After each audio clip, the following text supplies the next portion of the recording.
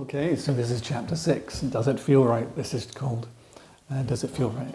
Does it feel right is a kind of art in itself, and requires a little bit of practice, especially within, I think, collaborative context.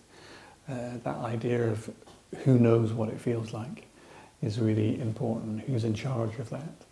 I think it requires practice, and it requires a lot of self-reflection and discussion. So that's a good thing to do. It's also the art of saying what you've got to say and stopping. I think that's really understanding where to stop, I think, is really important. Trusting your feelings, yeah, it's really important to do that.